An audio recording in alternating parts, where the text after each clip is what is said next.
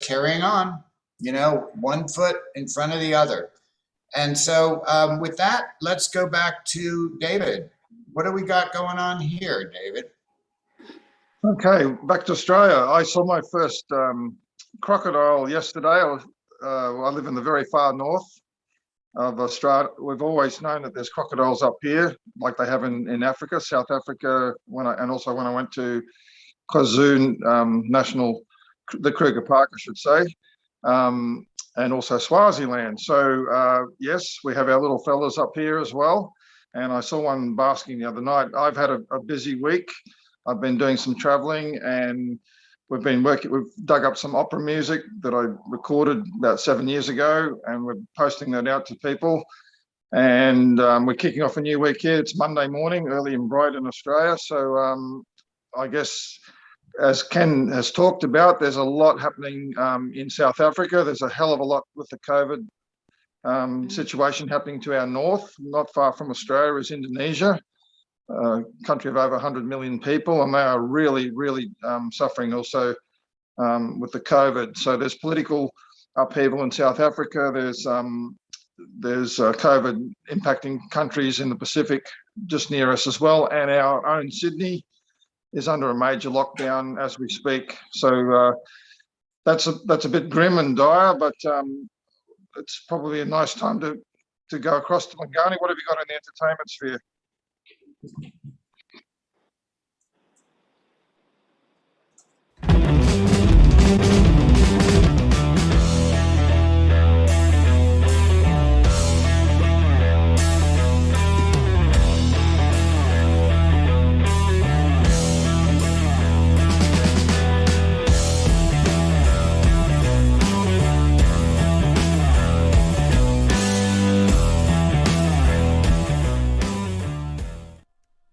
Yes, thank you, Mr. Pike. Yeah, welcome to the entertainment news. Let's see what we have today. It has been an interesting week, actually. As you heard, Miss Classic was explaining, and I'm glad that isn't though, turned out to go very well. But yeah, we have Unatim Tembu. If you remember Unatim Tembu, we once interviewed him months ago. He's a gospel singer, and he just contacted us and told us that he's working on something new, and it's gonna be a surprise. So yeah, shout out to you, Natim Tembu. Zulu Pavarotti. If you remember last week, I did hint you on that one. Zulu Pavarotti has released a new album, and it is available right now. Yeah, do go to our Facebook page if you wanna see more from Zulu Pavarotti. And then also, there is an upcoming event, as you all know, from Miss Classic. Yeah, I'm not gonna take so much time. I'm just gonna play you a highlight of the documentary event that is coming. It's gonna be a 4 night, and the next event is gonna be next week, and the next one is gonna be the following week. So it's gonna be 3 events. So the previous one was just an introduction of what is going to be happening. Oh my God, I'm so excited. We have artists like Abo Sbongile Ngoma, Lasandra, plenty. It's gonna be crazy. So do support. If you wanna support, go to our page. You can donate, or you can contact Miss Classic. Go to Miss Classic's Facebook page, and then just send an inbox there, or you can send us a WhatsApp +2779673407. Let me just play this highlight from Miss Classic documentary, and then we come back and we talk some more. And then also we're going to introduce you to our guest for today. I'm so excited.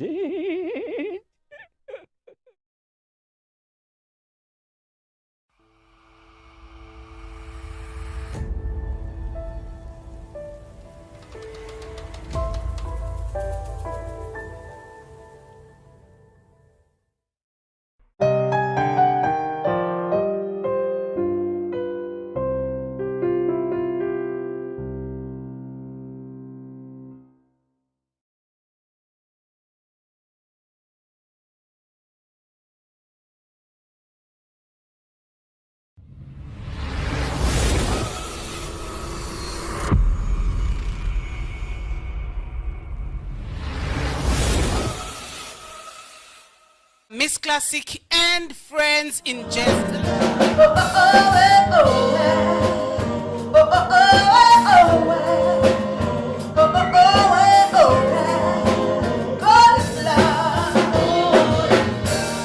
Medical aid, fast cars that can rush you to the best hospitals. Corona does not care.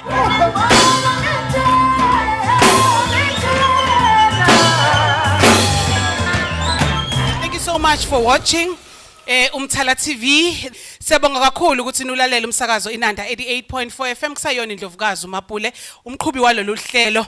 Ngithemba ukuthi nisathokozile, ngithemba ukuthi nisa enjoya. Enginiphathele kona okulandelayo uLozolo.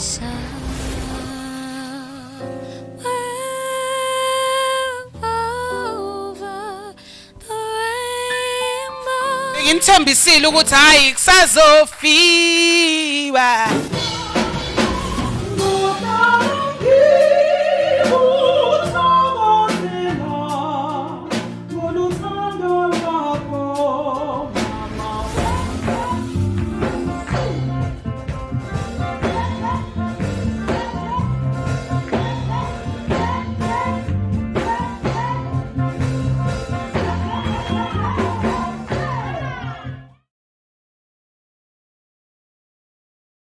This is Miss Classic Bongiwe Msomi. I'm here to invite you to my upcoming show.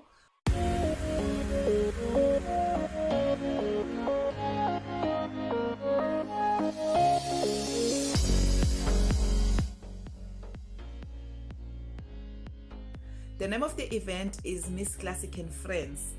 Why Miss Classic and Friends? It's because I'm using all my friends that are so close to my heart.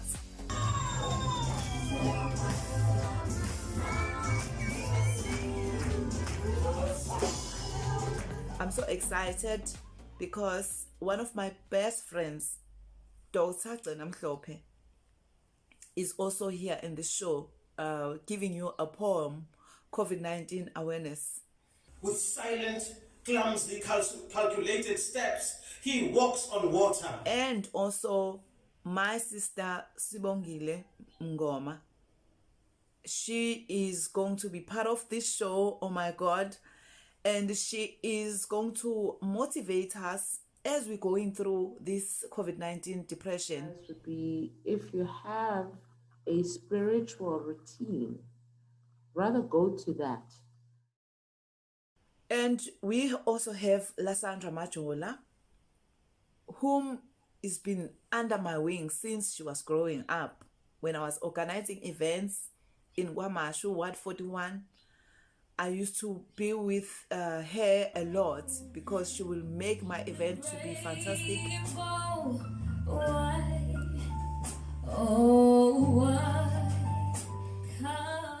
And it will be memorable. So yeah, and then I have the friends that I've met when I started this journey of doing a solo jazz. There I'm naming Royal San, who's been the craziest friend of them all, and I enjoyed his company. I have Sfiso, who used to be my vocalist, and now he is a lead vocal. He's a musician, good musician, but he's a very humble person. He likes to assist us with the backing when we are preparing our music.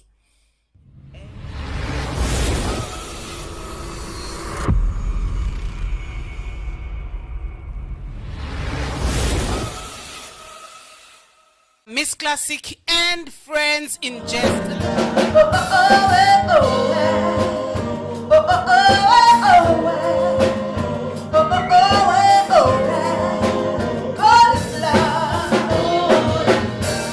Medical aid, fast cars that can rush you to the best hospitals. Corona does not care.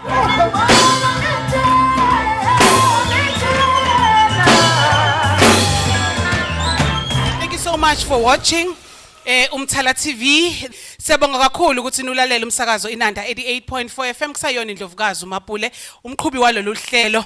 Ngithemba ukuthi nisathokozile, ngithemba ukuthi nisa enjoya. Enginiphathele kona okulandelayo ulozolo.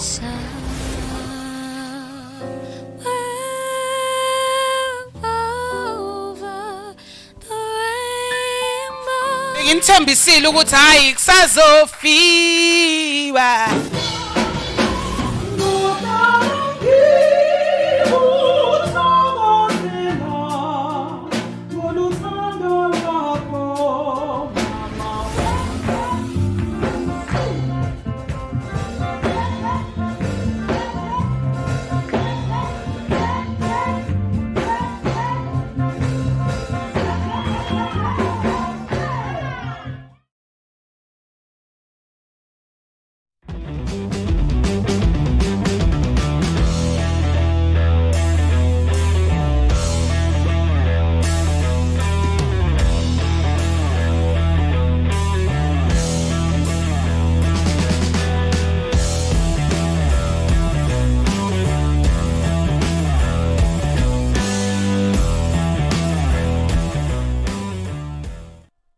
That was the entertainment news. Oh yes, shout out to Miss Classic. She's here today. So if you want to speak to her, say something, congratulate her. We event okay, do so. But yeah, let me pass it over to my lovely host. I just want to say shout out to people there in Germany. I was going to join and but hopefully next week he's gonna be able to join us. He's very busy doing a lot of projects. Shout out to you, people, Tafel, Mr. Tafel. But yeah, let me pass it over to my lovely host, Mr. Pike, Miss Classic, and Mr. Laden. Take over, please. Welcome back to the Global Sunday program. And as always, we have an ever-expanding cast of marvelous musicians from all over the world. This week, we have two very, very special guests. Special because not only do they represent the kind of innovation and quality of arts that come out of Durban, South Africa, and out of South Africa in general, but also their story teaches us that even in COVID, all kinds of things can come about. I want you to welcome Thulile and David Smith, our guests this week. Welcome to you too. Hello. Hi, guys. Thank you so much, Mr. Laden. Hello, everyone. Tell our audience a little bit about yourself so they get to know the remarkable people you are. I'll go first. So my name is David Smith, from South Africa, Durban, born and bred. And, you know, when it comes to the music side, I grew up in a family of people who loved music. We had a little 2-bedroom house, and people walking down the road, they would just hear music. It was like just a house full of music. And I'll fast forward to when I met the lovely Thulile. I was studying music at UKZN, which is the local university here in Durban. And I met this woman who said to me, the first thing she said to me was middle C. So she literally walked up to me and like pointed at me and said middle C. And I was like, who is this crazy woman? And then I noticed her in campus, you know, like at lectures, because she was very loud. So we became good friends, you know, we were studying together, taking classes. And then we started, you know, just hanging out. And it was, yeah, it's been how long, Thule? Forever, you know? 18 years. So, yeah. You can't get rid of me now. I can't, and I don't want to. Yes. So David is a pianist and I'm a vocalist. And after doing a couple of gigs in our youth around restaurants and corporate gigs and weddings around Durban, COVID sort of forced us to get serious about our original material and record some stuff. And it took us a bit of a while, but we came up with the band name. I'm Thulile Zama, the vocalist, David Smith, the pianist, and together we are, and then? Wow. Wow. This is beautiful. Welcome, guys. I couldn't wait to have you here at our studio. This is your one and only, the Queen of Global Sundays, Miss Classic, giving you a warm welcome to the TGS TV show. I hope everyone is looking forward to listen and hear more about you. And you are fabulous, and they're gonna hear nice, good news about you. Over to you, David Pike. Yes, hi. There's two Davids here today. I'll go to Mr. Pike the rest of the day. But we're not at school or some formal place. To Lily and David, welcome. It's wonderful to see musicians coming, new musicians, and meet new musicians. It's what makes the world as rich as it is. So I guess you're in an artistic marriage. It's called a duo that's long-standing, and you've obviously melded your music and your art together. So we're going to get into some questions in a minute, but just a big welcome to you. And if any people on my side of the globe are listening or watching or at a later time today, I hope that they get to know more about you guys as well. Over to you, Mr. Ludden. Thank you. Okay, well now we're going to go to the news. We have a very special report. We've already mentioned about what's going on with South Africa. So now please join me in our news segment, first news segment of this show about South Africa. Welcome to the Global Sunday News. Today we're bringing you a special report on South Africa. Reporting for the Global Sunday News, I'm Kenneth Ludden.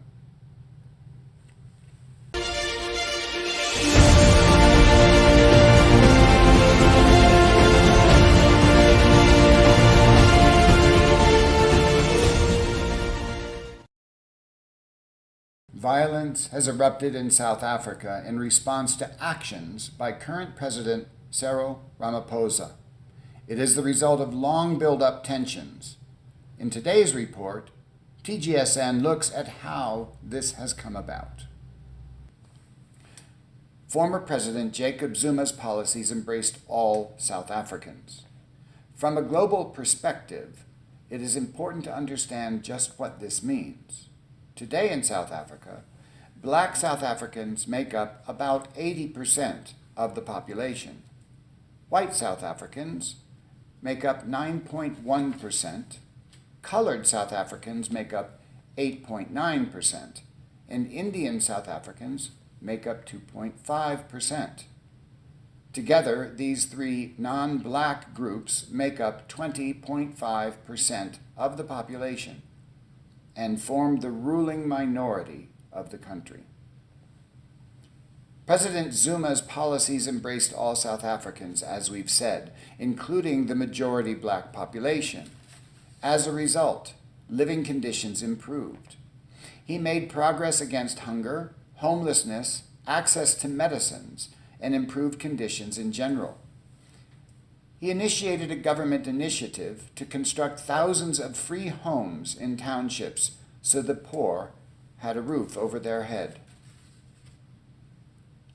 Zuma resigned February 14, 2018, in a scandal. And Ramaphosa, who filled the remainder of his term, was then re-elected in 2019 and has served 3 years of his current 5-year term. Ramaphosa's policies favor the ruling non-Black minority, bringing back poverty, lack of medical support, and advancing homelessness, with Black townships suffering the most. The unemployment rate topped 80% among Blacks, while it is only 30% among the general population, because no jobs were available, particularly to Black citizens. Millions became homeless and are starving. Tensions began to rise. In 2020, Ramaphosa imposed erratic and disorganized COVID lockdowns to suppress unrest. Police deployed water cannons against the poor and homeless, claiming to cleanse them of the virus, and used beatings to instill fear into the poor and homeless. With no stated policy nor plans in place to provide medicine, treatment, hospitalizations, or vaccines, tensions increased. To further control the population, rolling blackouts of electricity called load shedding were imposed. Impacted areas were announced 2 days in advance so individuals could arrange for generators. However, the average Black South African in a state of institutionalized poverty and perpetual hunger had no means to acquire generators nor the fuel to run them. A bad situation for the majority Black population became desperate. People were starving and dying of COVID with nowhere to turn. This institutional blindness to the needs of the many, yet again, increased tensions. Then on July 7th, the Ramaphosa Justice Department sentenced former President Zuma to 15 months in prison for contempt of court. This because they demanded papers he did not have, so he was unable to provide. The response to this imprisonment was immediate and fierce, erupting in protests. These protests were angry and loud, but peaceful and nonviolent. Mothers with starving and sick families, babies on their backs, were forced to resort to theft to get needed medicine and food. In response, Ramaphosa went on national television and called the demonstrations a national threat. He implored owners of guns to step up. He called for war. The non-Black elite heeded his call and began shooting and killing Black South Africans under the guise of protecting their property. Imagine your business may have something stolen from it. In this rationale, that means that it is appropriate to kill people so that you won't lose property. Thus far today, there are 72 fatalities and hundreds of injuries. Shopping malls have been set ablaze and millions huddle in fear in their homes. Forced to desperation for survival as a direct result of institutionalized suppression is a crime against humanity. It is ethnic cleansing. History teaches us that suppression only engenders revolution. Ramaphosa and others who continue to perpetuate apartheid standards and practices are on the wrong side of history and violate global ethical standards. We at GSN will continue to update our global followers about what is unfolding in the coming weeks and months. Let us all find respect for each other, and let us all find brotherhood as human beings. Thank you for watching TGSN. I'm Kenneth Ludden. We will continue to bring you updates from around the world.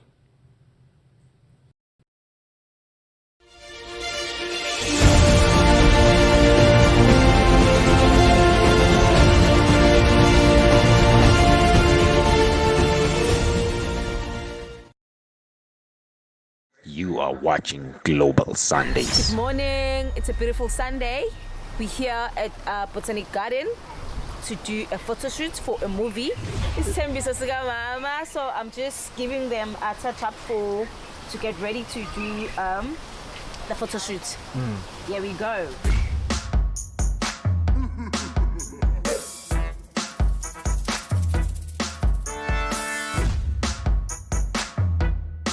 Oh, I'm on top of the world. Easy down up. Baby, I'm on top of the world. Easy down up. Put on my club and jagadule. Easy down up. I'm feeling high.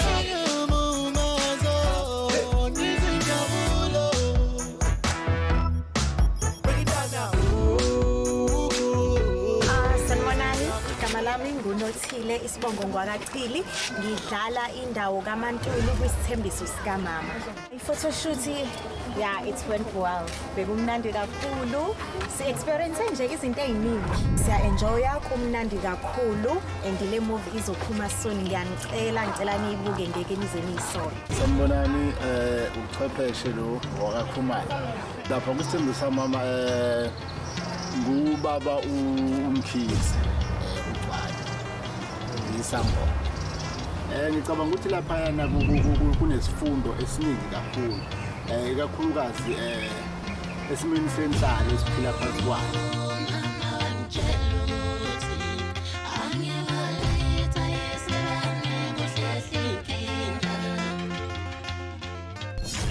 Angibingelele. Igama lami ngumuzi wendoda wakadlala. Ngikhule bembiza ngomabheketwane. Kodwa ke kumanje kune character engiyidlalayo kule movie ethi Isithembiso sikaMama.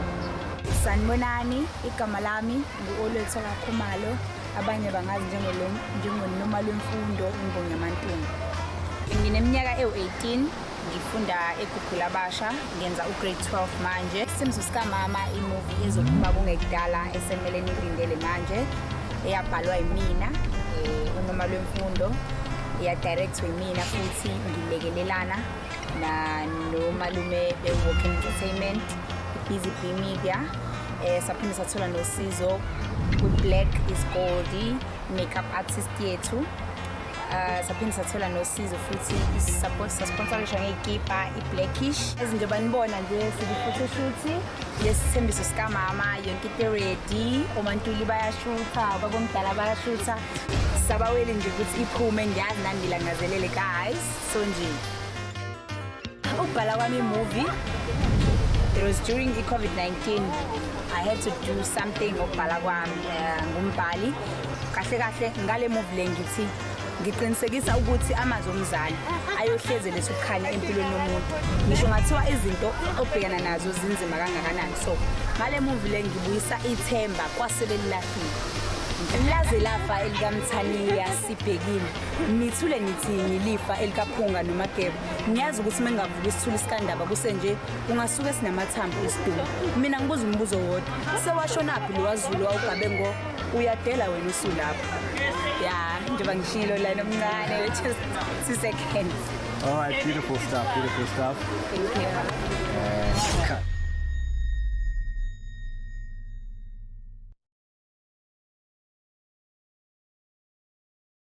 Back, and I hope that you enjoyed that video. That is one of the most prolific new voices in directing in South Africa now. And also, as I said in the news segment, we will keep looking at the situation in South Africa. Now, let's get back to our guests and back to our show. Miss Classic, how would you like to start us off with our guests? Yes, thank you, Mr. Ken.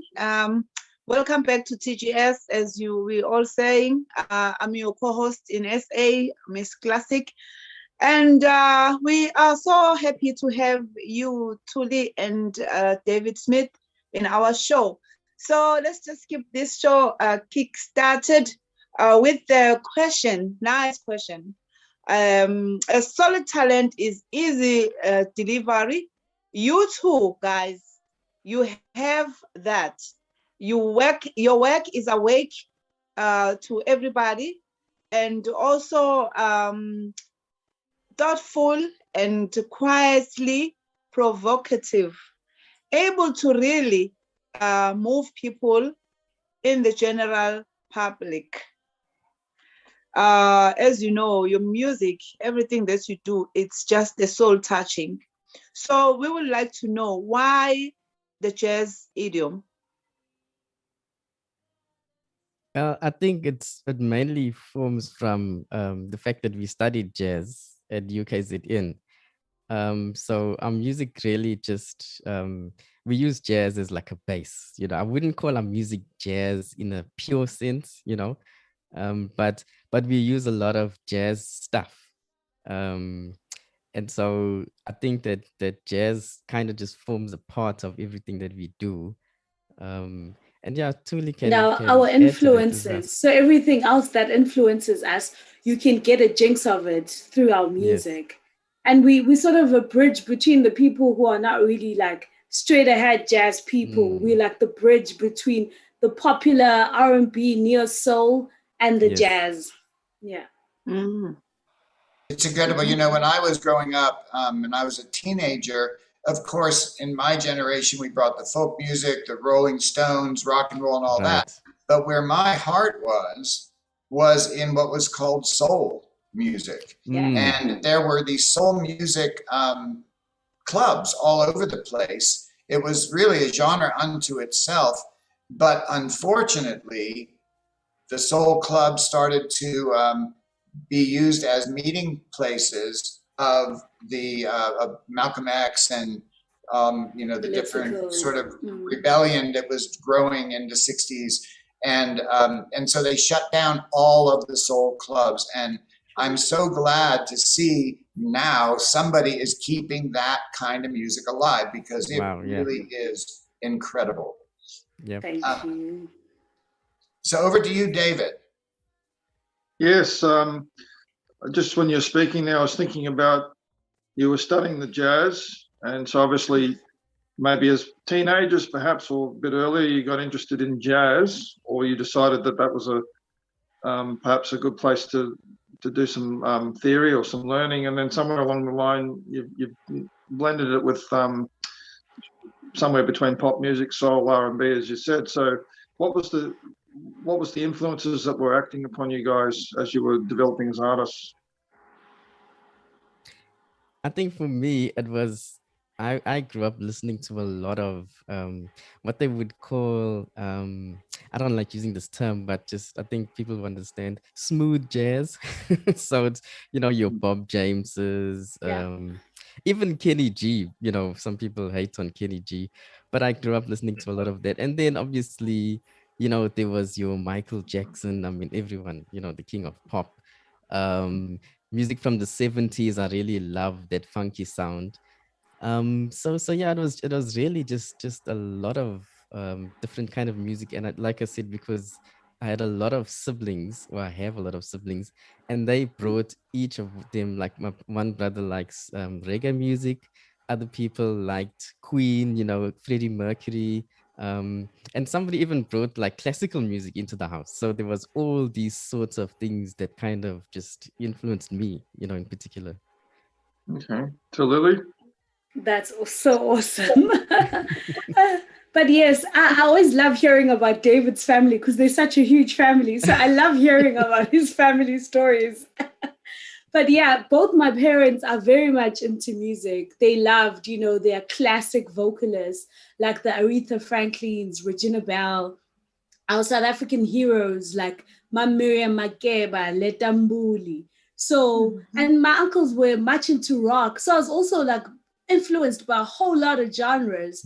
And to actually decide that I want to study jazz, I think it wasn't something that was preconceived. It's just when I got to varsity level and it was like, choose between classical, jazz, and pop. I was like, well, I feel like, you know, I've been doing the pop thing informally. So yeah, jazz is a real good basis, like David described, Uguti. We even use it in our composing. But also, yeah, so all these influences also influence the type of lyrical content that we deal with when we are writing our music. And also just, you know, we believe in love, we believe in equality and all sorts of love for our neighbor, but also we believe in standing for the right thing. So as artists, we always have this, we need to be able to speak up about the social ills of society. So like one of our songs is called My Brother's Keeper, and it denounces xenophobia, it denounces abuse against women and children. So yeah, it's very diverse, and yeah, there's a bit of something for everyone. That's a great response. You've actually answered my question that I was leading into. You'll hear it when I ask it to you. Jazz can be considered as cool, and it can be the cult of cool, but jazz can be smart. And you already said that. And as you select and develop songs, what is your overall message for society? And you've just mentioned a couple of them. So, so you find the music that you're writing at the moment, the message is what you're really a cornerstone of what the songs are about. I would say, yeah, like for example, one of our songs that we kind of wrote together, because when it comes to the music, I think Thuli should really take more credit for the lyrics. You know, she's the one who comes up with the words. Um, and I gently, you know, come up with the chords or whatever, or the beat or whatever the case may be. But there was one song that we kind of wrote together, and it's called Into Deep. And it's kind of like when you're in a situation where we've all, I suppose most people have been in, when you want to get out of it, but you know, it's like, I don't know what to do Quicksand, because I'm you're into deep. You know? Yeah. And that's just, I mean, I think that song was written just out of, you know, it's like, okay, I'm sure most people will relate to this, or some at least, you know. And I could say that, like, for most of the songs as well, there's another one. I'll let Thuli finish this one. It's called Gave My Heart. He knows that live gigs, I'm always saying, why do people want to come back? You get given a chance, you mess up, and then you want to come back. Why do you want to come back? Because you had your chance. But yes, it's all very relatable content and lyrics. Wow. Classic. And I love the fact that all your music, you put them for us to view it on digital platforms, you always online, which is a privilege for all of us globally, because as you all know, people are always, 80% of people are always on their cell phones. So I just want to acknowledge the fact that you are using those sources, the social media platform, in everything that you cook for us as a nation, and your music is beautiful. It's just a comment in there. I don't want to add any question. And also to say, I want to appreciate you that as you make us to celebrate this jazz as a cultural heritage and as a nation building. It does heal to see your music and to listen to it, to view it. When I open my phone, everyone at home can be a witness of that. You've been healing us even that time when the pandemic started, even before. So I just want to say shout out to you and Mr. David for putting efforts to make sure that we get healed through your music. And I can just pass it over to Mr. Ken Ladden in USA. Yes, you know, and that's a very good point. You know, the place of the arts in history is to sort of shine that light of love and creativity and investigation and imagination into the darkness that is called the future, so people can find their way forward.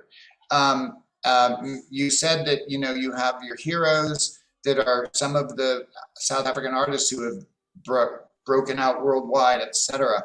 So I have a question that's sort of, you know, you're young now. The world was very different when I was coming out of my training and into my profession. Nowadays, you kind of need a plan.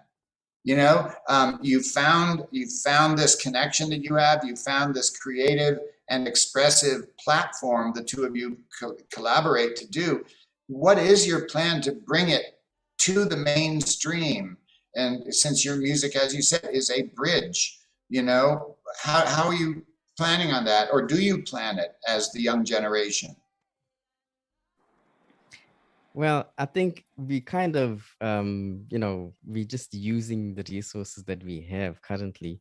So like, you know, with the YouTube stuff online, and really we, as independent artists, you know, I don't want to use the word struggle, but it is, you know, you don't have as much as if you were signed up with a big record label and stuff like that. But it's also fun because you learn along the way, you hustling, you know, it's part of the journey.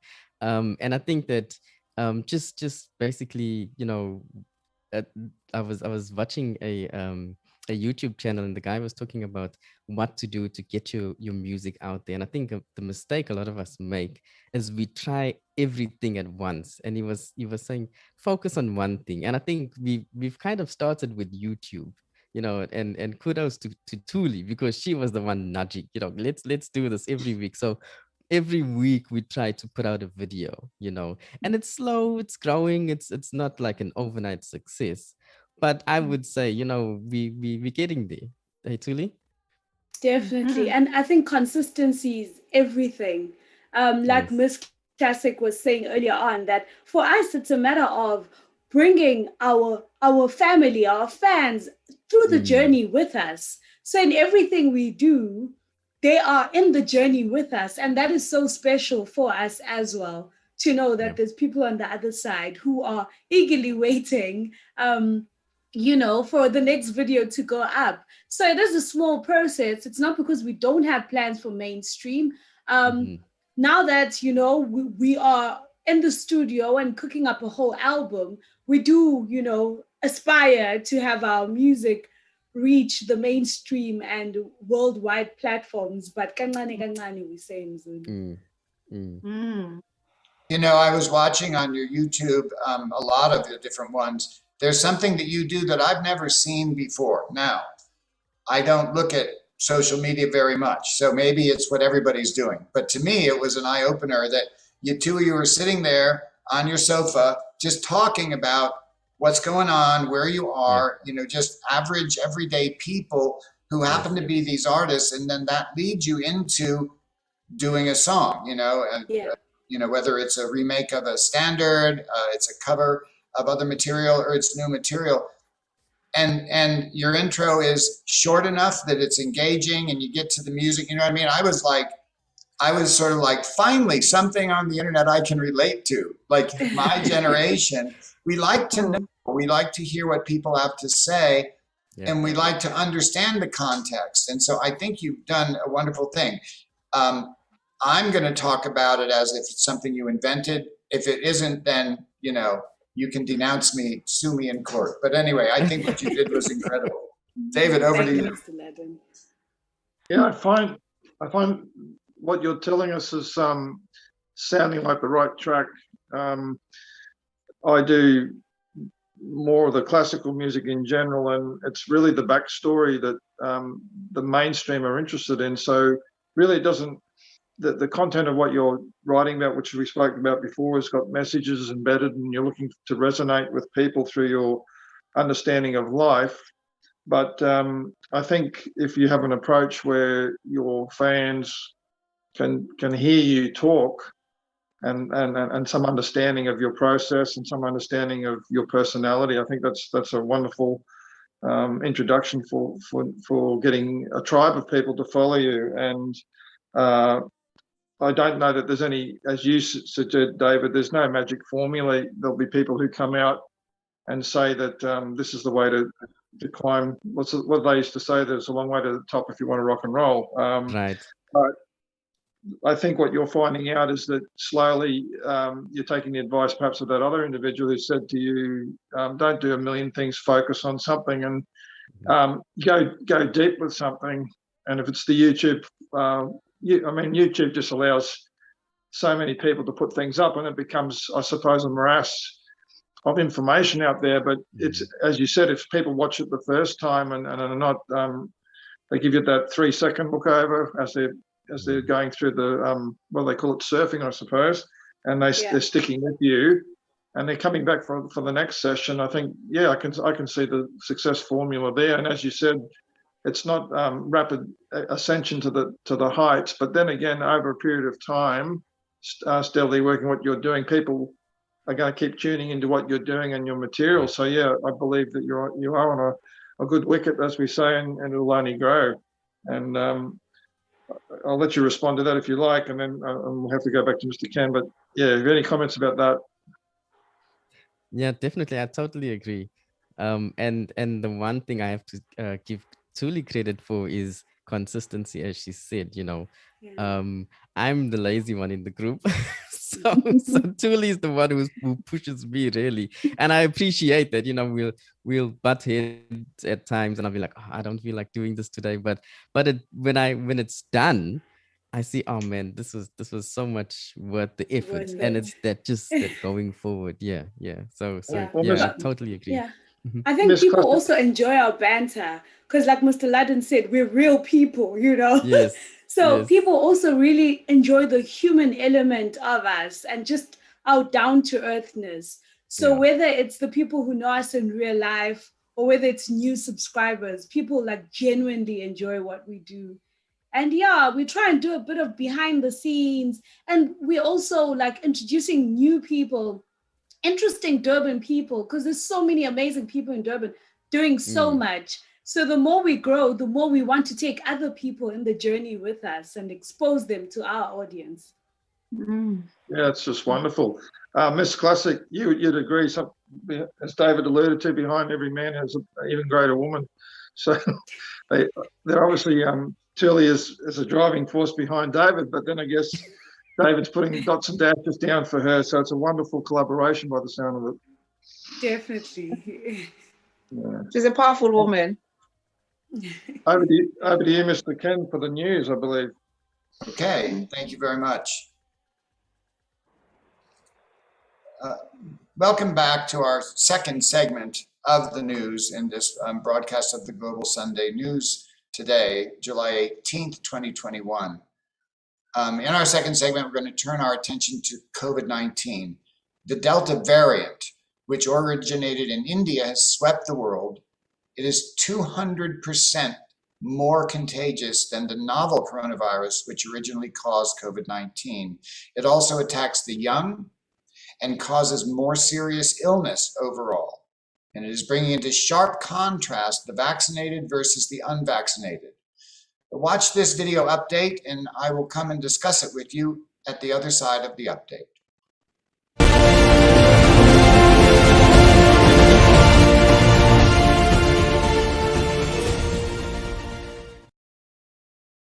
Our top focus in Beyond Fine Print: the longer we live with the coronavirus, the more we learn about it.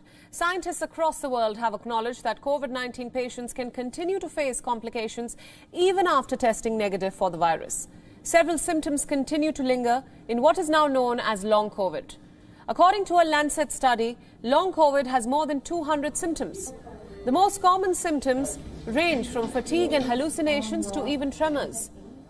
Other symptoms include an itching of skin, changes in the menstrual cycle, sexual dysfunction, memory loss, and diarrhea. These symptoms were identified in 10 organ systems, and most of them experienced the symptoms for at least 6 months. One even experienced an average of 13 symptoms in a month. Patients who did not require hospitalization and medical assistance are also facing prolonged symptoms, and hence there seems to be no link between the severity of the infection and post-COVID symptoms. The study comes at a time when doctors call for more research into post-COVID complications. It was done on more than 3,700 participants from 56 countries, and this is among the largest peer-reviewed study into how the coronavirus affects patients. However, the study has certain limitations. It was carried out through surveys, and researchers say that some of the participants may not have understood or may have misinterpreted their symptoms.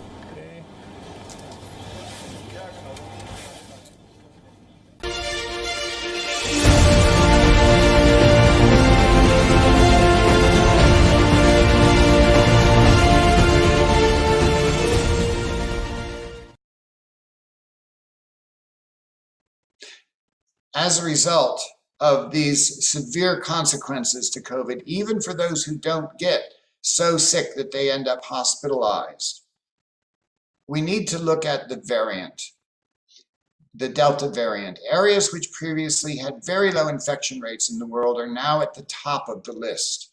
The slow access to vaccine is making it a race between vaccine distribution and the lethal Delta variant. Indonesia's hundreds of millions of people are suffering perhaps the most in the world. The situation is devastating and horrific. Australia is in its 5th lockdown. The state of Victoria has closed its borders to neighboring states. India has record deaths, over 35,000 new cases a day.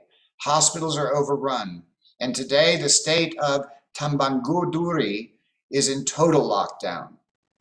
Thailand's new infections are skyrocketing. Hospitals are full, shelters and other bed sources are overflowing, and some people are simply laying down in the street and dying. In the US, there is a pandemic of the unvaccinated. New cases, hospitalizations, and deaths are climbing in the areas where people refuse vaccination. Yet over 95% of the deaths and hospitalizations are from those people who choose not to receive the vaccine. Several areas in the US have returned to mandatory masking and social distancing requirements, and masks are now recommended for all children between the ages of 3 and 12 who are not yet approved to receive a vaccination. With the Delta variant, people who have only one dose of the vaccine have very low protection to the virus, but those with 2 doses have protection rates at over 95%. When a virus runs through a population's variants will develop. The longer people who can get the vaccine wait, more and more new variants will develop, each one more ferocious than its predecessor. My friends, these are facts, not opinions. Recently, a nurse who was against vaccine died of COVID. Many who previously were against the vaccine and then contracted the illness or were friends of those who did are now going public to urge people to get the vaccine. We at the Global Sunday News urge you to listen to the facts. Get the vaccine if you can. Back to you, Lungani.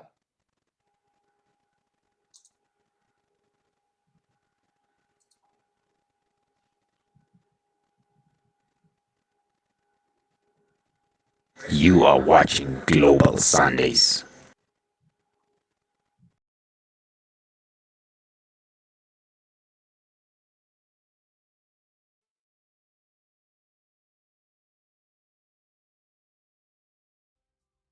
Sunday. Hello, everybody. Welcome back. We've just seen Lysandra, a rising star out of the Durban College, the varsity. I know that varsity. It's a wonderful melting pot, and Thulile and David have been very involved with them in Durban, so that's awesome. I've got a question for you guys. Have you been you do your work as a beautiful working collaboration of a duo, but have you ever had to work, with people that you just didn't get along with or didn't agree on their value system, etc.? And if that's the case, was it to achieve the goal that was set out, and that's what drove you to continue with any frustrations? Have you had to work with some difficult people? As then I can't recall any such Tuli, but basically, I think working as a duo is so intimate, so that even if we bring like a drummer or another, like, because we usually get like a drummer or a bass guitarist if we're doing a live show, and that in itself can be quite challenging because like I think we discovered sometimes our grooves, for example, are very easy, but drummers want to complicate things. So it's like we've had a challenge where we kind of like, it's like, guy, just chill out. This is what I can do. Rest, complete rest. Yes. But I think, yeah, that's the only, as a duo, I think that's been the only challenge. I don't know if you have anything else to add to. Well, yeah, because we were mostly born in the times of COVID, and we've been working with just the two of us. We don't have much experience as ourselves, but yeah, in other situations where we've had to involve session musicians, or we've been the session musicians, yeah, there has been challenges here and there, egos here and there, personality clashes here and there, things that we can't relate to because guys have been friends for almost 2 decades. So for us, it's like it almost gives us heart palpitations when we do have to include other people because we're so used to cool and mellow vibes and just getting along. But yeah, we will survive, and we are looking forward to actually hearing our material played by a full band and just hearing what it sounds like with the full band. Yeah, what a question and what an answer. Fortunately enough, Thuli and David, you've been working together for more than like 10 years. Yeah. So maybe your experience and exposure towards that particular question is maybe not going to just say a hit the bullet into where I hope you can take me to.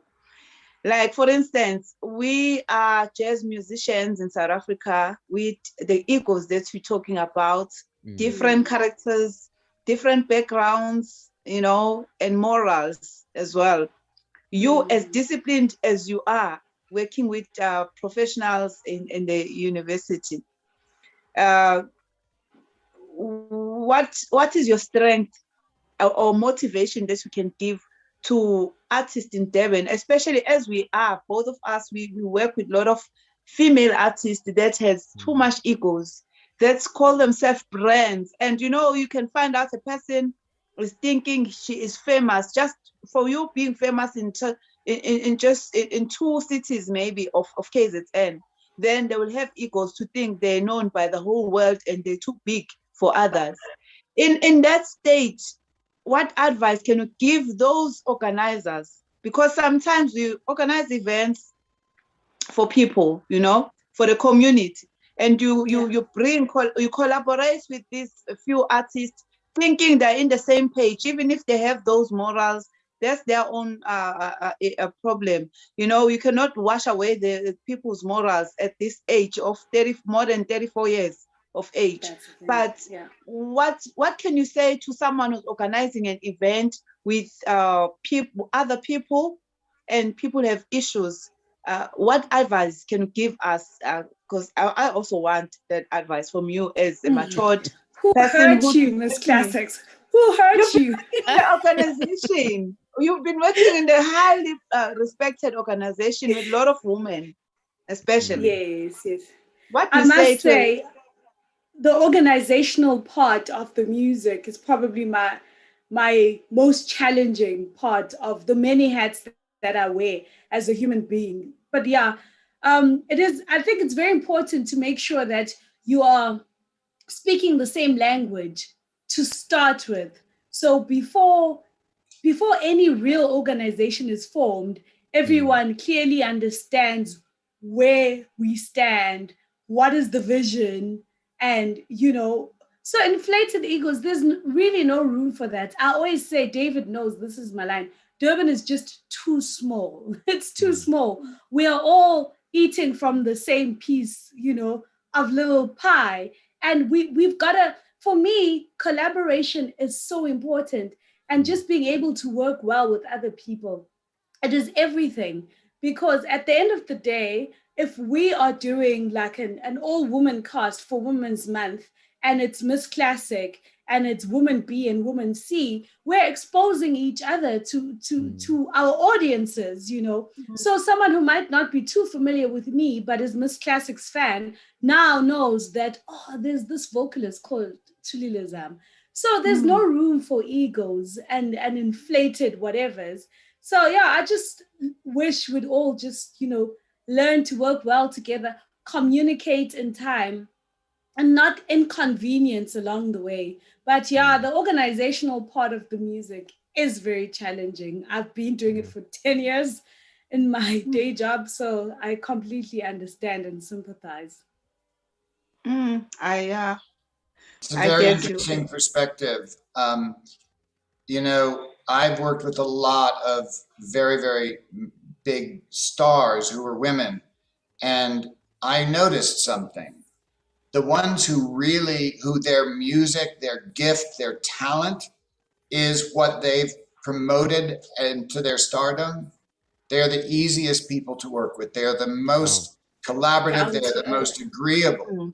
The ones who have used their face, their brand, their ego to promote themselves are impossible.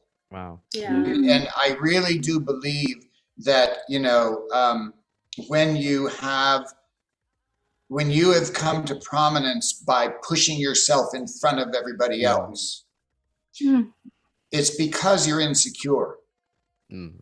If you have talent, and if you've developed your talent, and you know how to communicate and reach an audience, and why you're there is to move that audience forward in their lives, you can be calm. But if louder, you respond to recognition, if you only respond to the applause and the recognition, and it's got to be for you, then anybody else in the room is a threat to your own insecurity. And there is one major artist that I worked with 3 times, and I will never ever speak her name again.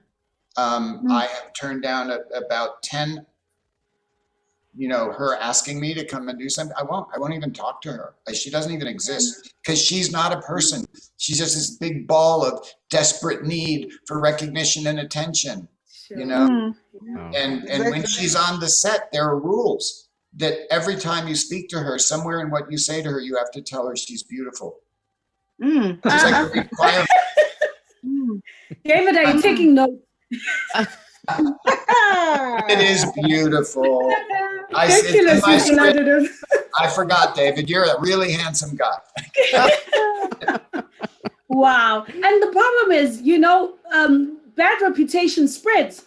Yeah. So no matter how talented you are, you could be like the Whitney Houston of voices. But if people know you've got a sticky attitude, at the end of the day, you'll get the least gigs. And those people who are down to earth, respectful, are where they're supposed to be, when they're supposed to be, will get the gigs. And then, of course, the insecurity will grow even further, unfortunately.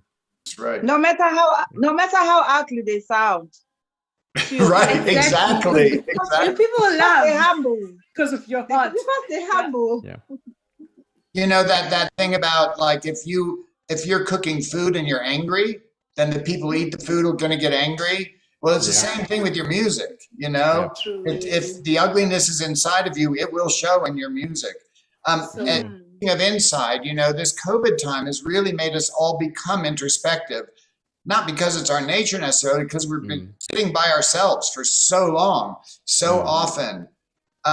What has that brought each of you individually, that kind of introspection?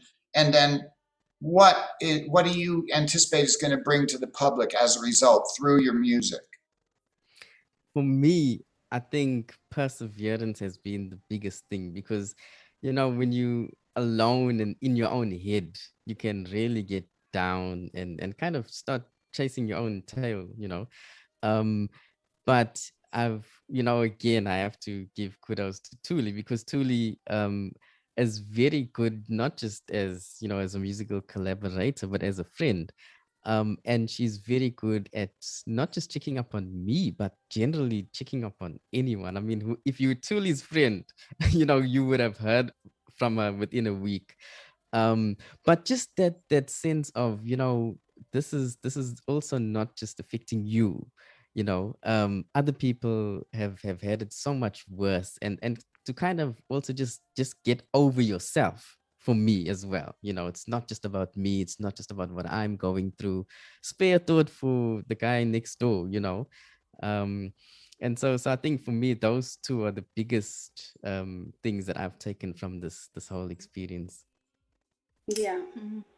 No, definitely it has been mind-blowing, because most of us, we are always on the road, we're always on the run, we always have 120 things to do.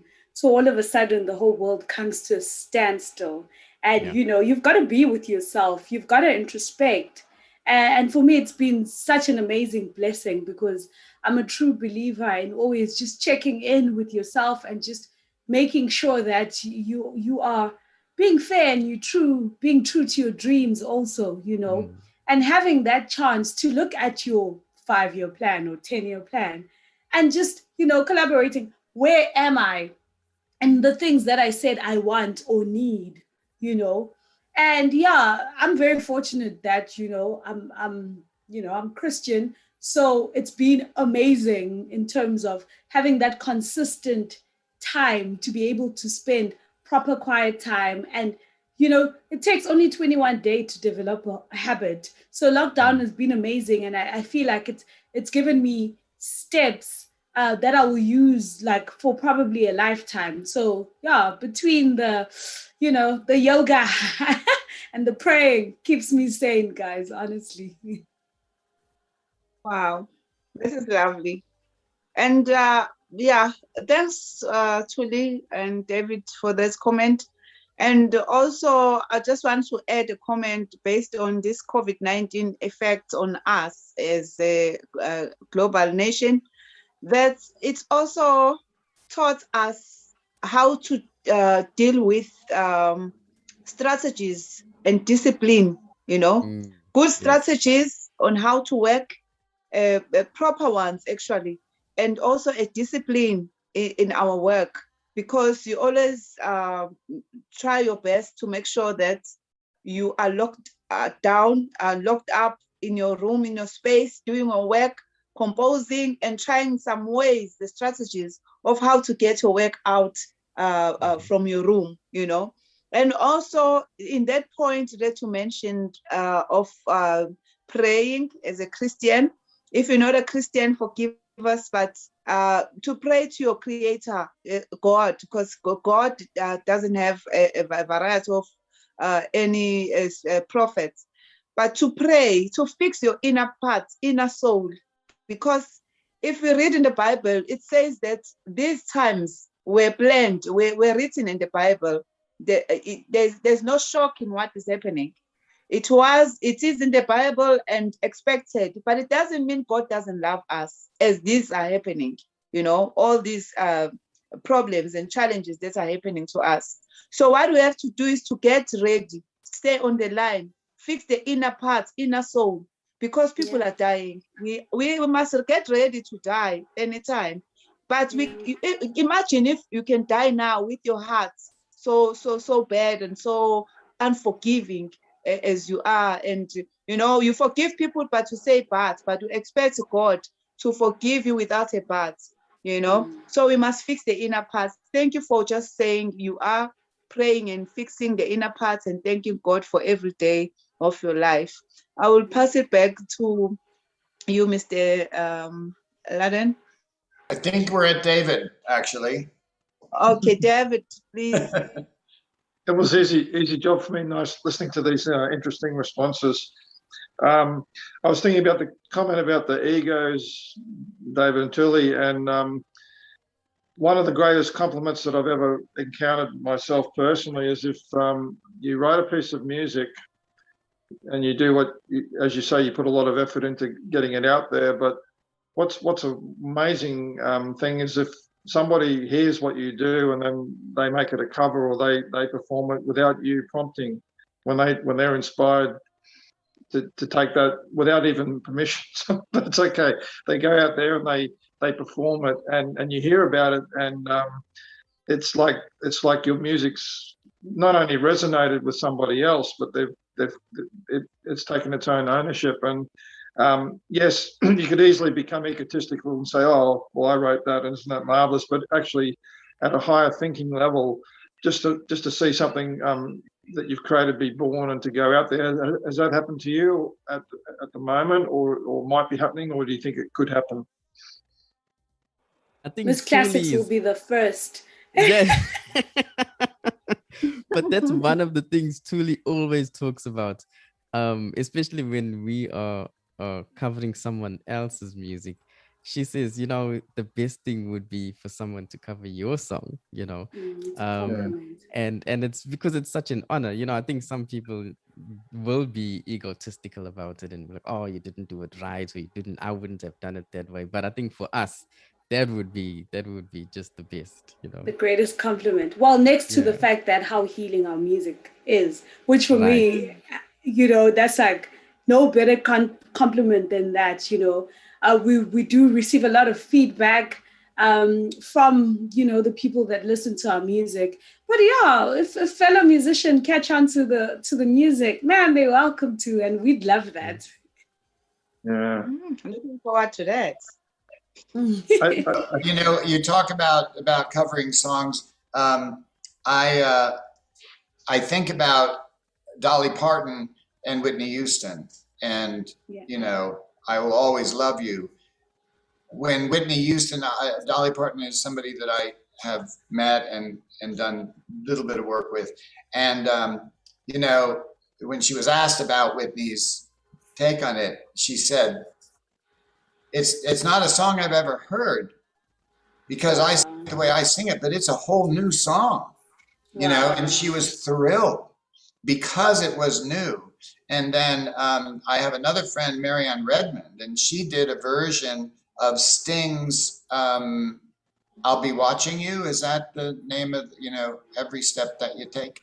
Yes. That. And she performed that at a festival. She got his permission. And then he sent her a note afterwards saying, you're doing my song way better than I ever did it. Wow. You know what I mean? And so there is that collaboration among artists. I'm a choreographer. I will never perform my material. I love it when 10, 20, 30 different dancers dance the same role, because every time I see it, I see something new in it, and I see something that's part of their truth, you know, and music is truth, and everybody has their own. Yeah. I think we're up for a video. Is that Lungani? There might be a video coming now. Actually, I think it's a video of our two guests performing. All right, everybody, get ready. Now You are watching Global Sundays. Pudding. The next song we're gonna do is sibhale no David ikamalayo ithi Joy. Sithemba ukuthi uzoyijabulela.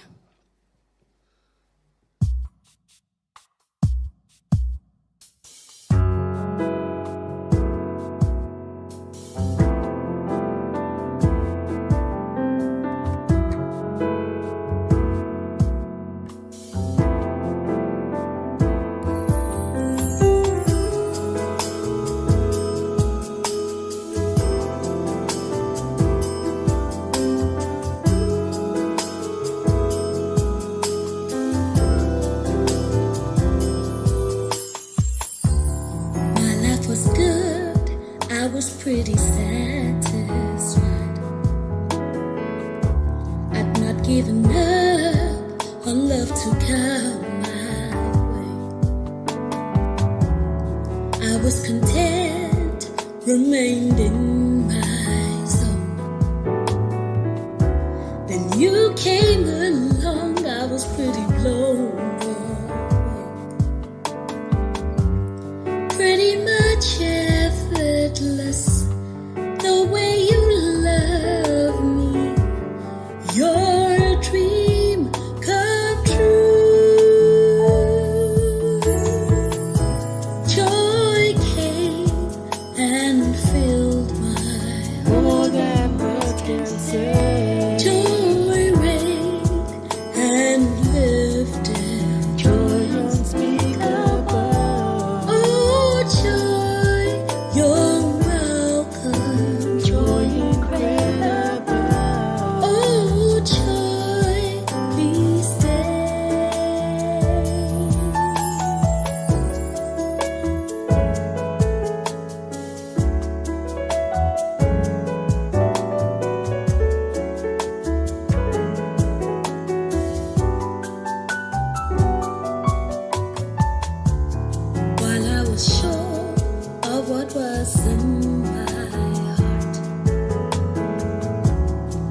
came along, turned my world upside down. Yes, you did.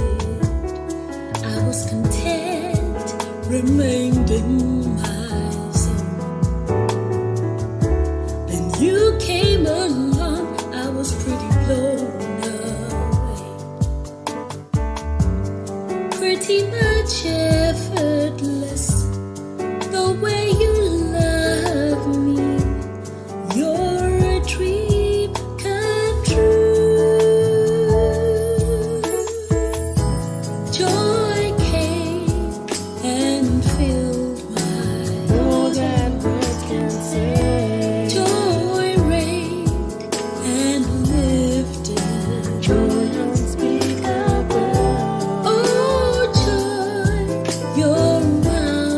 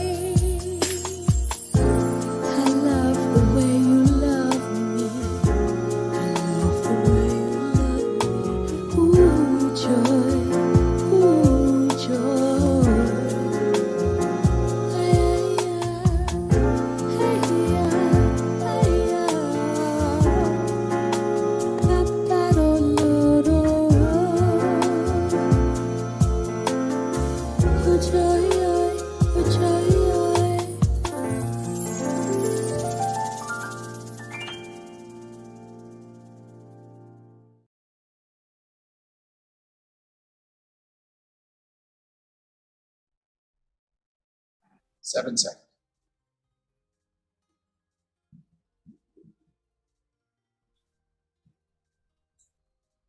And so here we are, back on air again. Miss Classic. Hey everyone, welcome back. Sorry to give you a pause right there. It's just that we are so overwhelmed with our lovely guests and the panel of the TGS. Welcome back to Thulile Zama and David Smith, our lovely duets in South Africa, jazz marvelous singers. Welcome back on our studio, and don't forget we're still celebrating the 67 minutes of our Nelson Mandela's birth anniversary today. So yeah, I will take it back to David Pike. Hi again. Got a question for you to kick off. We talked about the jazz. We talked about you've gone into the bridging between popular music and jazz. So let's get down to it. Let's talk about fusion. Fusion creates innovation in popular music by including and introducing different cultural elements. Now, what is your fusion and what are the elements? And third part, what is now coming with this recording? I think, when it comes to fusion, Thulile and I really come from different backgrounds, even though we're both South African. But the fact that when we come together, we bring each of our different backgrounds together, and it comes out in the music, I think. And so like just by being ourselves, there's just this thing that we create, and I think that's why it's so effortless as well, because we've spent a lot of time together. We more than just, it's not just about the music. We hang out and we talk about different things. And I think that chemistry comes out in what we do, on stage and as songwriters.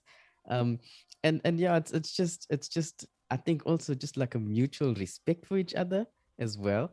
I know that there are probably people out there who just work together just for the sake of working. It's like, okay, there's a guitarist, there's a drummer, and he plays well, she plays well, or whatever. But we really like each other, and I think that's important. Thulile always says, I think it's important that you got to like the people you work with, so, Definitely. and I think we've done that, Thulile, you can take it from there. Yeah.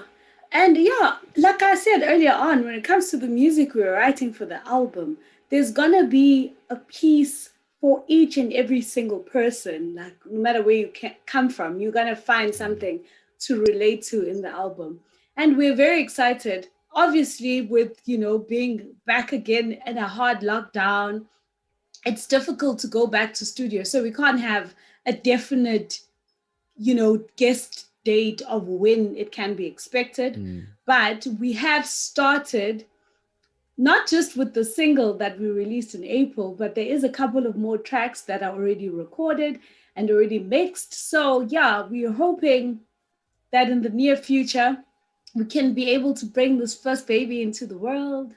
Because yeah, it's very exciting. We love the music we write and we're very proud of it. And we're happy that probably in the next 10, 20 years, it will still be relevant because, we don't go with the flow of whatever's going on. We're just genuine and true to who we are. That's lovely, Mr. Lovely. Yeah, you talked about the relationship between the two, how you genuinely like each other. And of course, that's very evident in your music. And it puts me in a bit of a melancholy moment because the great American ballerina Sally Wilson was my partner, and we had 4 ballets created just for the two of us, which we toured all over the world for 6 years.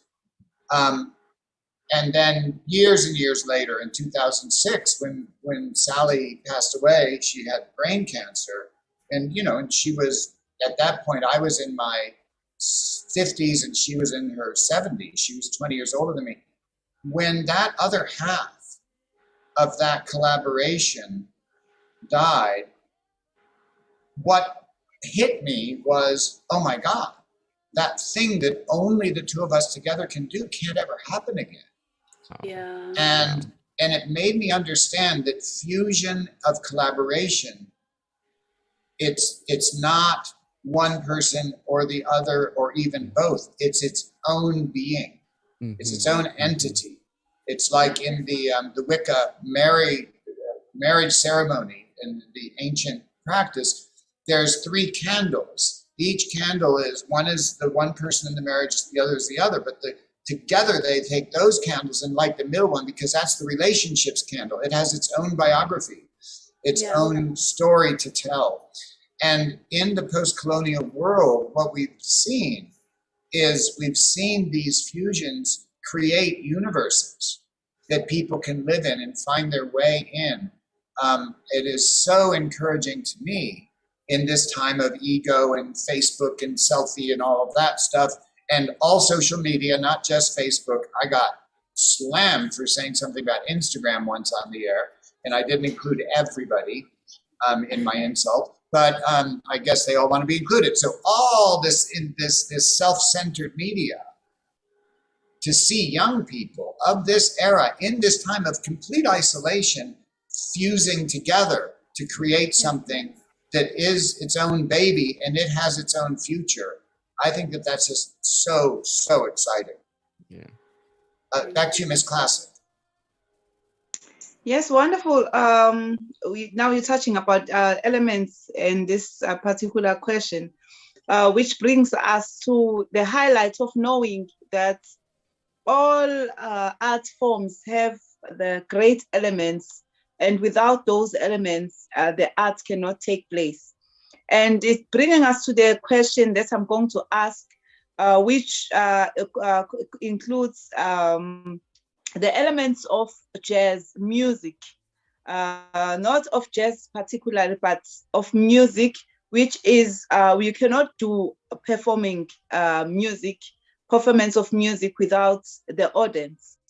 So audience is important because you need to tell the story musically to the people, and you are telling stories to all of us globally as you are preparing for the album that we are looking forward to, so that I can sing the ooh. Yeah. So the question is,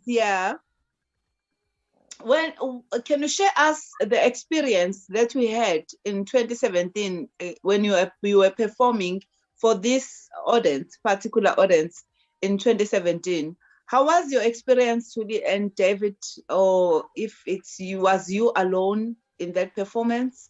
Take us back. Is this the New Orleans one?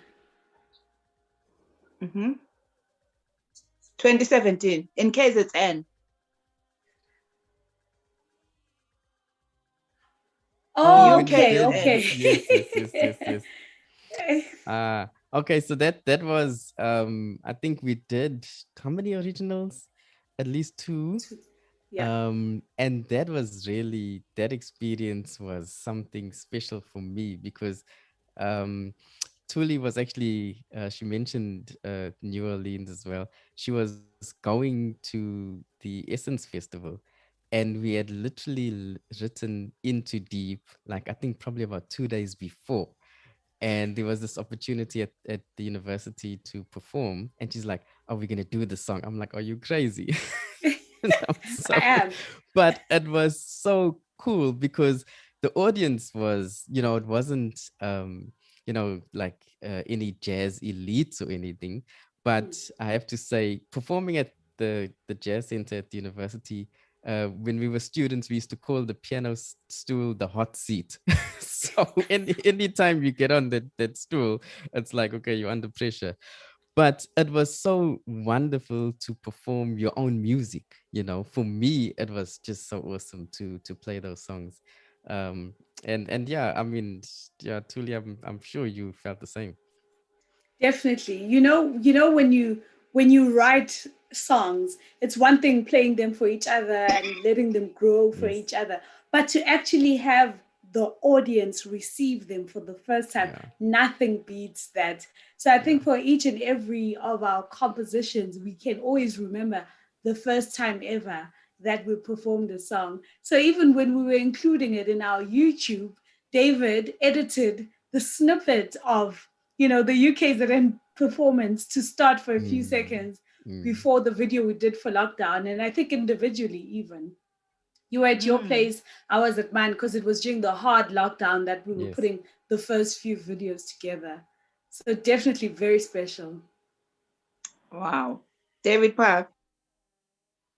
Yeah, Nice. I remember the venue very well. Sometimes you visit a place, you can't remember details, but I do remember the varsity venue you're talking about. And the crowd is not so, it can be largish, but it's intimate as well. You're right there in the moment with them. I always find that if you can perform with not too big a crowd, it's probably not economically as beneficial, but certainly in terms of the delivery of the message, when you can make eye contact with the artists, when the artists can make eye contact with the people. And I always like to see that the audience is there with an honesty as well. I like if they don't like the concert that they're hearing actually and they walk out, I respect that too, because they're telling me that for them today or at the moment this is not resonating with them, and they're being honest and not just sitting there and pretending to applaud. They're doing it. But I know that when you guys perform that you will have very intimate exchanges, subconscious ones and artistic ones with the audience. So do you enjoy playing those kinds of venues? Yeah, I actually like the intimate stuff, It's really like you're saying, it's you really connect with the audience more, I feel, and yeah, like you're saying, even with us, Thule is very good at reading an audience as well. I think, just beyond us as a duo, if you're doing like a corporate gig or whatever, with the band, she can sense. So we'll have a set list, for example, and then she'll be like, no, this song needs to come first, or this song needs to change. And it'll frustrate us as musicians, but she's always on the money. She always gets it right. So yeah. Yeah, I think experience teaches us a lot of things, as gigging artists. But yeah, so I've had the privilege of playing for like a sea full of people, and I've had the privilege of playing for like really tiny audiences at a venue that used to be called the Jazzy Rainbow in Durban, and it's also special and so different.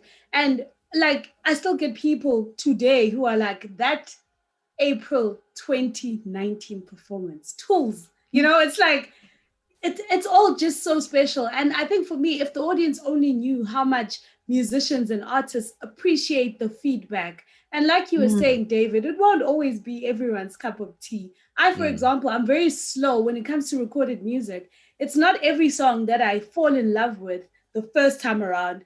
I might spend a whole 2 weeks thinking, why is this playing on my radio? But the day it hits me, it will be my favorite song. So yeah, also as a receiver of the arts, I know how it goes. So yeah, all of it and everything in between is very special for us.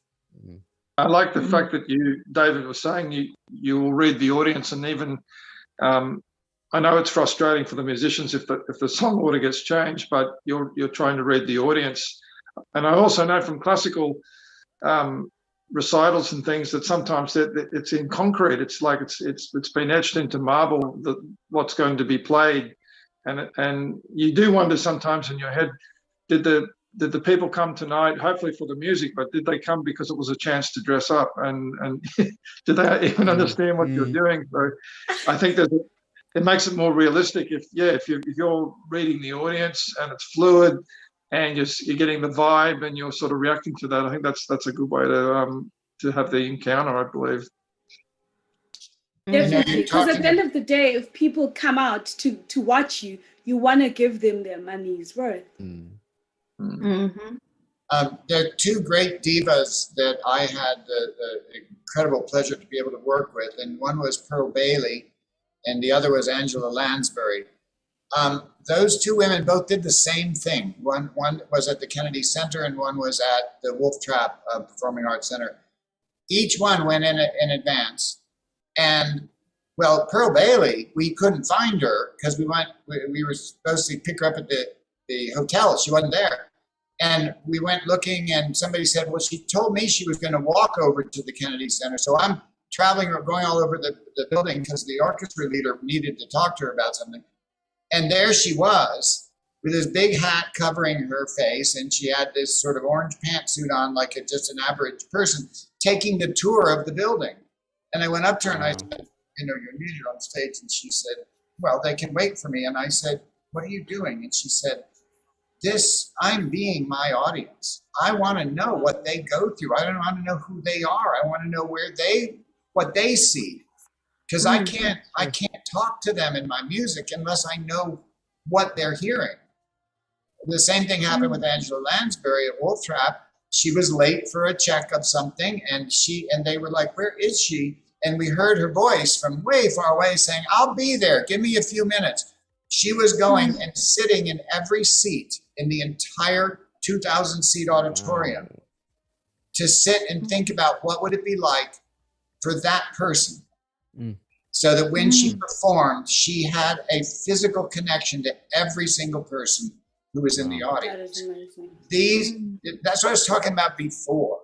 These are the people that don't have big egos. Right. On stage, they dominate the universe. But they care so much about that communication because if nobody hears your music, why did you make music? You know what I mean? And to have that kind of a sensibility, it speaks to that. You mentioned this new single that's coming out, this new album. I am very excited. What can you tell us about the single that's about to be released? And what is the story behind the title, Coffee in the Morning? Well, Coffee in the Morning was released already, actually, in April. I think it was the 9th of April. Yes. And it was very, very exciting for us as our first official baby after all these years of friendshiping and doing music together, to have it out there. For Coffee in the Morning, it's just a placeholder for any little thing that we do as people who exist in the world and love other humans. So that little thing that doesn't cost any money, that doesn't need you to go out of your way to just, bring the person you love some coffee in the morning. It's like the simple little things in life. So it's just encouraging to say, don't wait till you're able to take me to Paris. Just do the little things. To my imaginary boyfriend.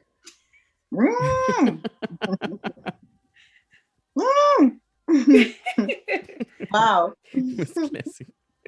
Yeah, it's Miss Classic's favorite. If it's not obvious, it's her favorite. I wish you can. I so wish you can sing that song now. Oh gosh! I remember when I used to back it then. That song, like the melody is really catchy. Like I think people. No, can you just touch the backing, the woo up? I want the woo up. That part. Your audience, what to expect when you're performing that song? The lovely part that I enjoy. The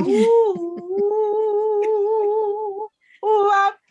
Yes, even can sing that. Here we go. So it goes, the appreciation I have for you runs so deep.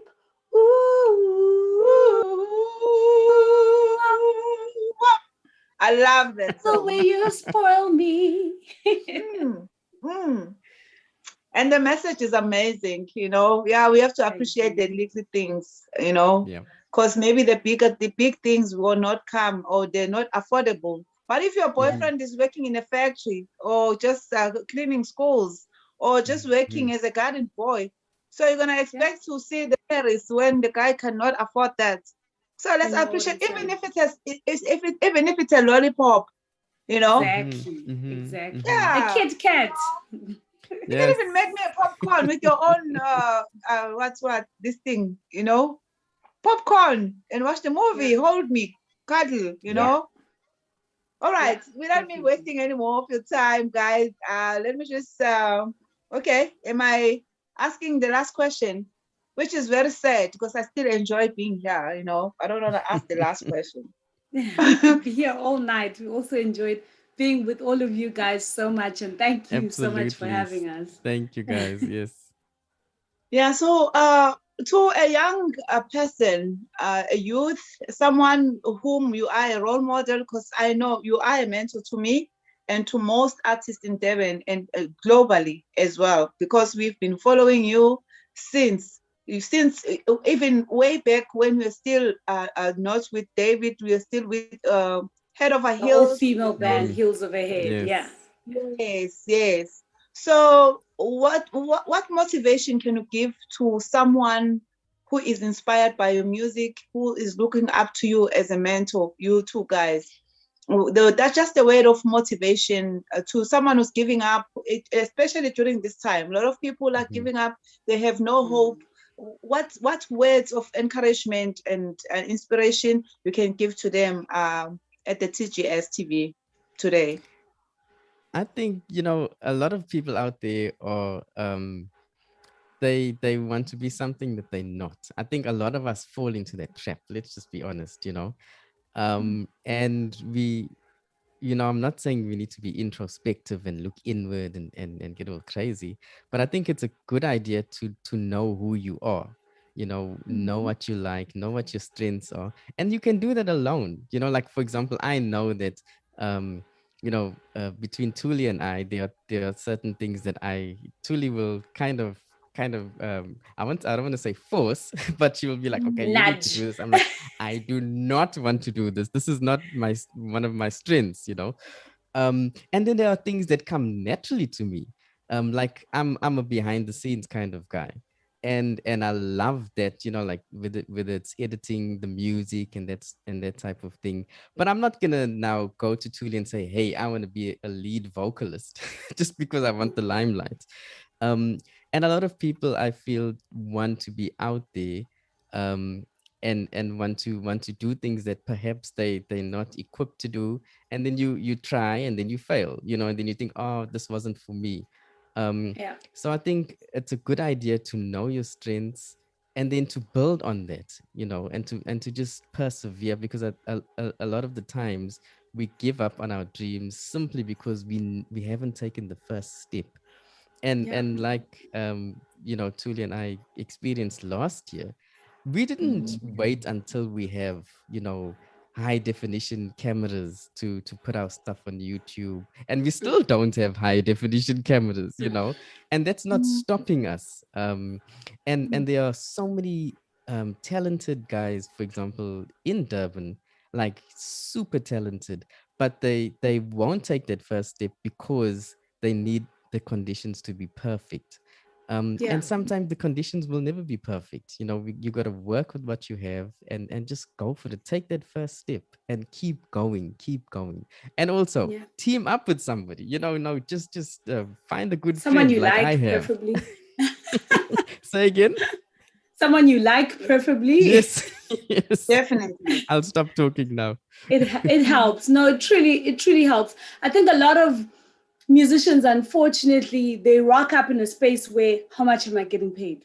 Like, what's the gig paying? Like, how long do we have to rehearse? So it's a very bad attitude to not form true, genuine repertoires and relationships with people where at the click of a button, you are ever ready. And, for any situation, you can be ready. Our consistency has brought a lot of joy. We sing for conferences, even all the way out to Drake University.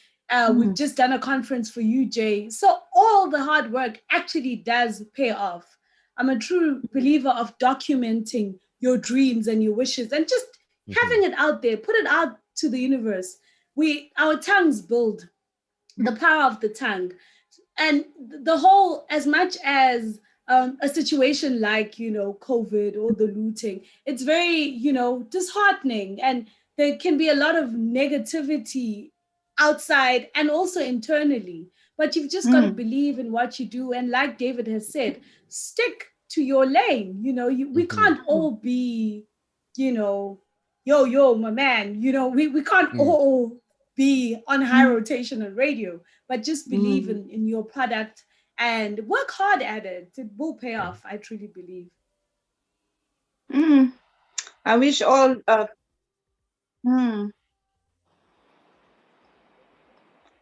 Yes. I think that's, I often say to the kids in our academy, they study music, drama, visual arts, scholarly arts, technical arts, and dancing. They have to do all of those. And when they say, well, why do I'm going to be a ballet dancer. Why do I have to study, drama? I say, look at your hands. You've got a thumb and 4 fingers. Only all of them together make a fist that's powerful. Wow. 1 finger or 2 fingers don't have power. The uniting things is where the power lies. And so knowing where you are and what you do well and doing that and delivering that reliably, always trying to make it better, no matter how accomplished you are, you can always do something a little bit more, a little bit better. And then you end up like a coral reef. It builds, and the other people that are at that level, they're going to be interested, they're going to come together, and you're going to have something powerful. And it's not you or the other or the other or the other. It's all of you. And as you were saying before, it's all of you and what's coming from inside of you and the audience. They're part of that fist too. The energy that comes from them. I'm reminded in this talk about a cartoon, thinking about what David Smith just said. There's a guy tunneling, he's looking for the jackpot, the gold.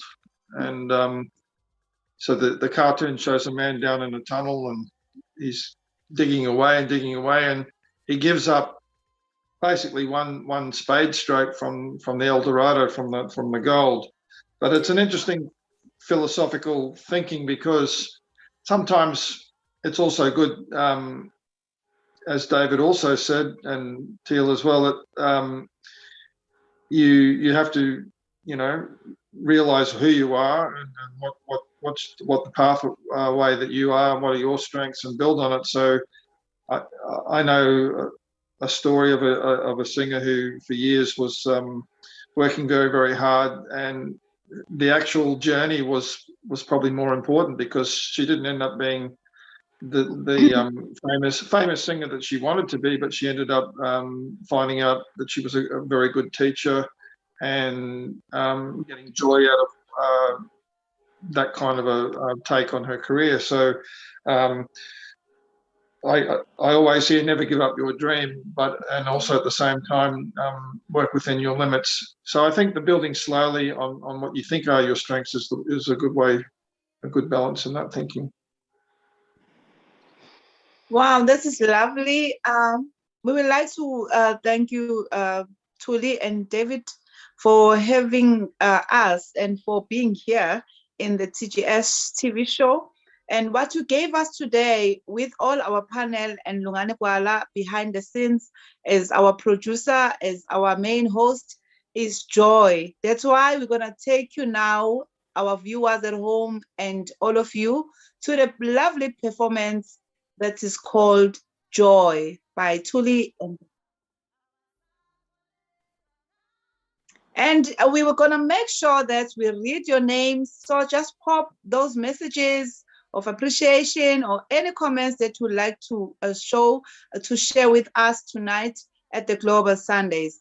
We will be back after this performance. The song is Joy.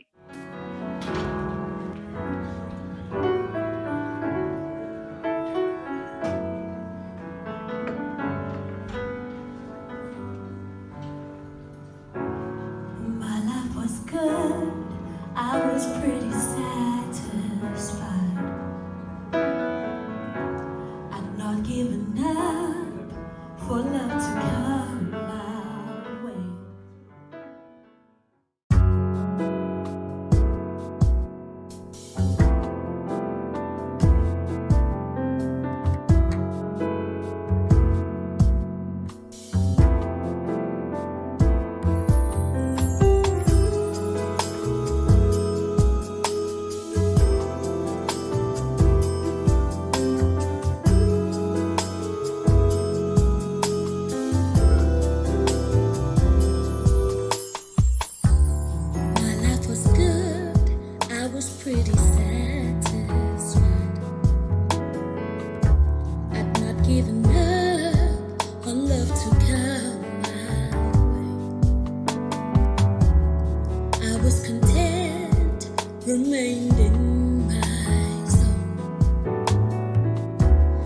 you came along, I was pretty blown. Pretty much effortless, the way you love me. You're a dream come true. Joy came and filled my More than words can say. joy reigned and lifted. Joy unspeakable. Oh, joy, you're welcome. Joy incredible. Oh, joy, please stay.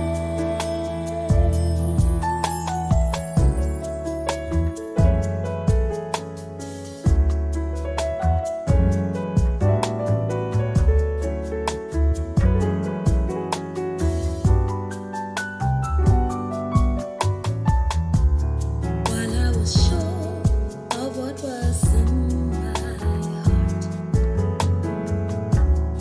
you came along, turned my world upside down. Yes, you did. I was content, remained in my zone. Then you came along, I was pretty blown away. Pretty much effortless, the way you love me. You're a dream come true. Joy came and filled my More than words can say. joy reigned and lifted. Joy unspeakable. Oh, joy, you're welcome. Joy incredible. Oh, joy, please stay. Joy came and filled my More than words can say. joy reigned and lifted. Joy unspeakable. Oh, joy, you're welcome. Joy incredible. Oh, joy, please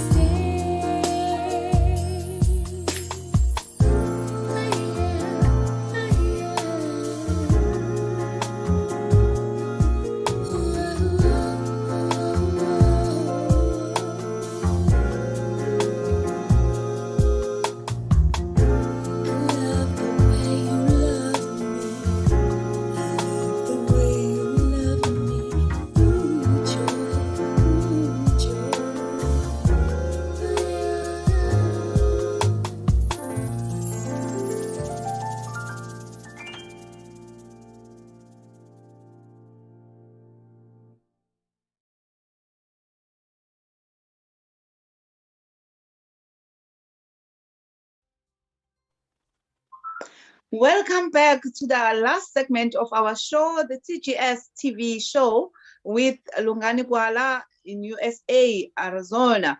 Okay, today now, I just want to send a shout out to all our viewers that sent us beautiful messages. I'll just highlight a few. Big up to you, Ntombezinhle Ndaba, all the way Nzama, from Pretoria. girl. Ntombezinhle Nzama,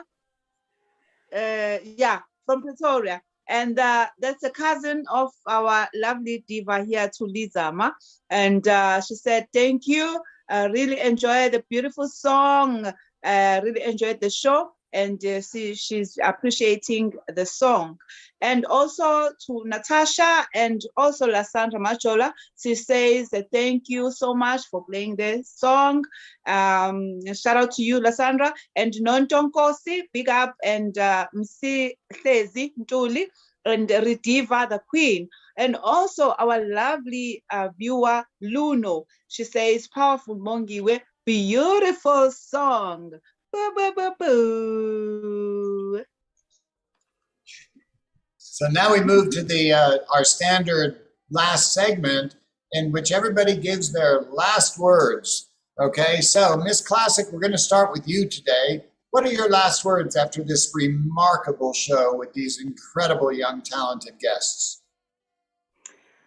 Okay, my last words is to just appreciate Thuli and David, and for God to protect them during this time, and also to ask all people of the nation globally to renew their commitment of the late Nelson Mandela that he left with us, the anti-apartheid, and to care for others, to volunteer the services, and to work hard to make sure everybody is receiving the act of kindness. So have faith, fix the inner parts, and lift your head up. Don't listen to a lot of news in the media that's a negative, and never give up. Over to you, Mr. David. Yes, pleasure to meet you both. You're building your song at the moment, your single. So obviously there's an album coming. We can't wait for be hearing about that. Wish you every success with that. And I do hope once the COVID lifts, as I always say to the guests, please come to Australia too. What about our guests? What are your last words?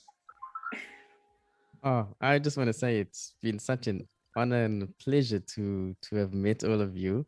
Well, we knew Miss Classic already, but yeah, this has been such an awesome experience. And even though we can't see your audience, you know, it's so awesome that we've got to touch people's lives today. Thank you so much, guys. Yeah. Yes, it's been really amazing, guys. Thank you once again for having us. Thank you to everyone that tuned in. We appreciate you. Mhm. We appreciate everyone who's going to walk on by to our YouTube and subscribe and find us on the socials as well. We are And Then on Facebook, and then everywhere else we're And Then _music. How do you spell that? Yes, that's good. NDEN. Yeah. And then, of course. Thank you so much. You know, we talk so much in this show from the very beginning, something that wasn't on our script at all. And that was about the role of the individual, the talent you have, the interests you have, the voice you uniquely have. You know, if we got rid of all the rules and all of the expectations and everybody did what they were good at, what they wanted to do, what they were driven to do, all of the jobs in the world would still be done. You'd still have all of the different roles in society. You'd have your presidents and you'd have your protesters. You'd have everybody, but everybody be doing what they want. And that means that when times get tough, they keep doing it, you know? And so what I want to say is look at these two remarkable young people, and I'm talking to the audience out there. You know, what do you want? What do you want to do? What's your song to sing? We need to hear it.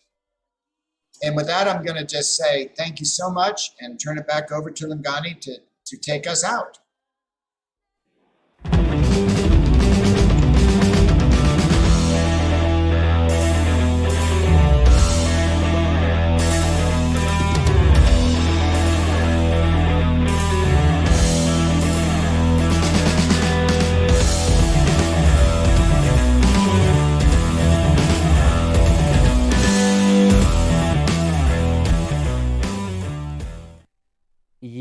Yeah. I'm even sweating. I'm sweating.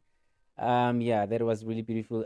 Without wasting any time, I would like to say thank you so much to you two guys. Thank you so much to my lovely panelists, also my colleagues, Mr. Laden, Mr. Pike, Miss Classic, and Deni. Finally, now I'm able to to say this name, Deni. I was saying and Deni and is it correct? Deni, ne?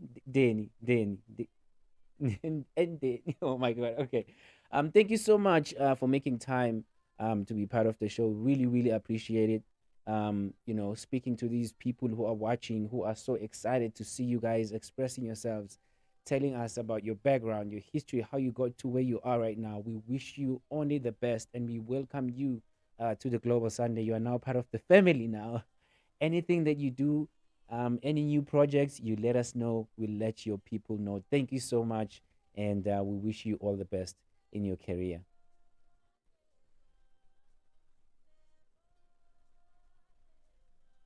Visit you guys in Arizona and Mr. Pike in Australia.